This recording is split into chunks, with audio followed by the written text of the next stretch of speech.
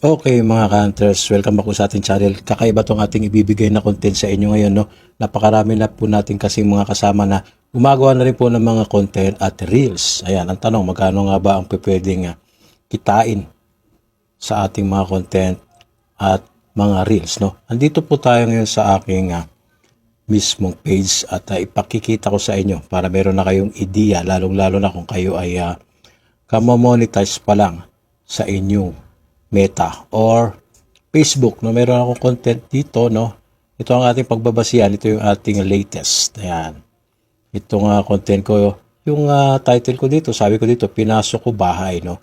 Ito ang tumambad, no? So, konting advice lang, dapat kung kayo ay magpo-focus sa paggawa ng content, mga long form video, dapat aralin nyo na kung paano mag-edit ng thumbnail. Dapat yung medyo maiintriga sila sa title pa lang yung panunuorin na nila ang iyong video at dapat gumamit din kayo ng mga hashtag, no, tulad ng mga viral video, trending, no, ilagay niyo sa hashtag. And kung nakikita niyo sa akin, gayahin niyo lang, no, pero ibabase niyo rin kung sa anong klaseng content niyo kasi itong ating mga content ay more on sa mga coins. So nilalagyan ko ng mga hashtag na viral video, no, collectibles, coins, ayan yung aking mga hashtag. At gagamitan nyo rin syempre ng title na medyo mapapaklik na agad sila. Kasi kung gagamit na kayo ng mga simpleng title, alam na agad nila kung ano laman ng content mo eh. No, so hindi nila yung panunuorin. No? So tignan nyo ang itong isa kong video ay umabot na po ng 21,000 views. No? Ilang days pa lang yung nakalipas at meron na rin siyang mga reaction at comments at may mga shares na rin, no?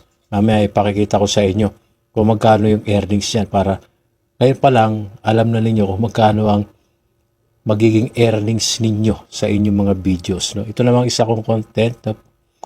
Yung Aero 20 peso, no? Ang katotohanan, meron ka ba? O yung mga ganyang title, dapat alam nyo yan. Pero dapat huwag kayong masyadong mag-focus sa clickbait na title lang.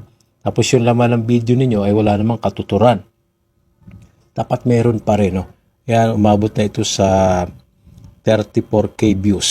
Ayan, at 13 shares. No? Yung iba dyan, yung mga baguhan sasabihin, oh, laki ng views. No? Magkano, laki na siguro ng kinita niyan, no? Malalaman nyo yan. Maya-maya.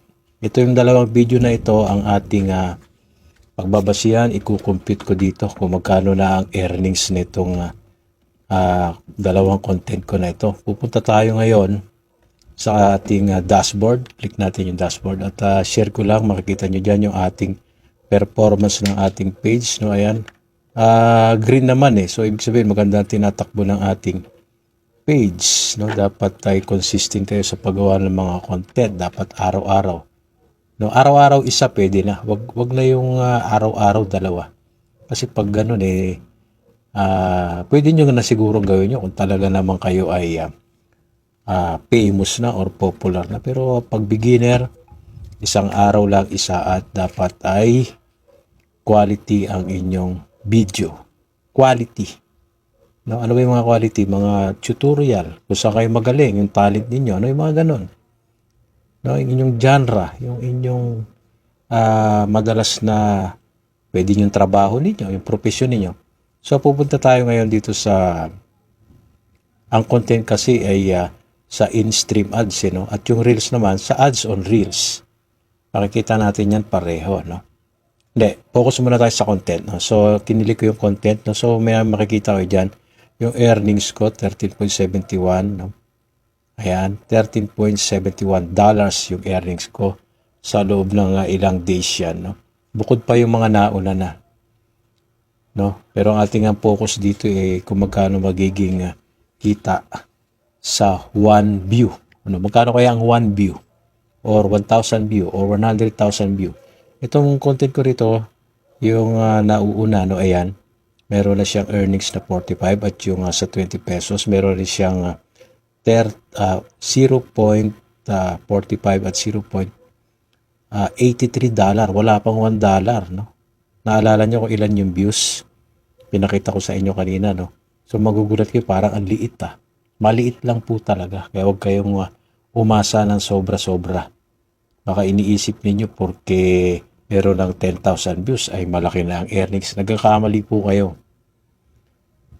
Mga hunters, di ko kayo sa dinidiscourage pero dapat alam na ninyo ngayon pa lang kung kayo ay kamo-monetize pa lamang. Ngayon, calculator natin. Ayan, so lumalabas na ita-type natin no, 0.0002 dollar yan na times. Unahin natin yung isa kong video na meron 21k. So, lumalabas lamang po na 0.00, hindi ko alam kung paano basahin pero ang liit lamang ng 1 view. No?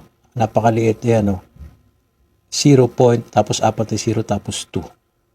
Maliit pa sa sentimo no? Kasi 21,000 views times 21,000 views. Ang resulta ay $0.42 lang. So, napakaliit po ng 1 view sa Meta.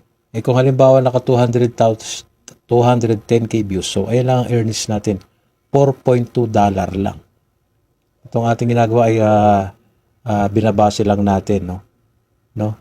So, magko-content pa ba kayo? Kung kayo ay monetize na, dapat lang ituloy nyo na yan, no? Kasi diyan magsisimula ang inyong pagsisikap. Sa 2.1 million views, ang earnings ay $42 lamang po. Hindi pa nga naka 100 kasi dapat maka 100 na kayo bago kayo makasahod. O halimbawa, nag-viral ang video nyo, 2 million views. Ganun lang ang earnings. So, susundan nyo pa yon. Gawa lang kayo ng gawa ng content. Dapat marami at quality. Ngayon naman puntahan natin yung isa kong content na meron 34k views, no? Ayan siya, malapit siya doon, no?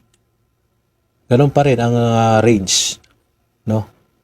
Ang per view, napakaliit, 0.0002 times 340 natin. Halimbawa, 340k ang views. Or sa 3.4 million na, ayan lang ang earnings natin, no? $68 lang sa 3.4 million views. No, pero ganito yan mga bro, no? Kasi last year meron content na nag 10k views, $1 agad. So, depende kasi sa labas ng ads sa inyong content or kung anong klaseng content nyo. Meron content na maraming ads or depende rin sa panahon. Kapag bare months, maganda po ang ratings, ang bigay. No? Dapat quality at napapanahon din. Huwag kayo madi-discourage kung makita nyo na dapat pala million views para may earnings. Siyempre, pinaghirapan nyo yun. Once na monetize na kayo, ituloy-tuloy nyo na. Hindi doon natatapos na kayo ay monetize na. Dapat doblehin nyo ang effort para makasahod kayo sa Meta. Pati yung sa Reels. Sa Reels, mas maliit. Kailangan nyo ng million views para lang makasahod. No? Kaya, so ulitin ko mga countries, dapat yung tandaan ang inyong sweldo depende sa inyong content. Pwedeng mas malaki ng konti dyan sa mga sample natin, binase natin sa ating earnings at pwedeng mas mababa. No, dapat quality at consistent kayo sa paggawa ng mga content, no, sa Reels at yung mga long form video. Mas malaki sa long form videos. No, ayan po. Maraming salamat.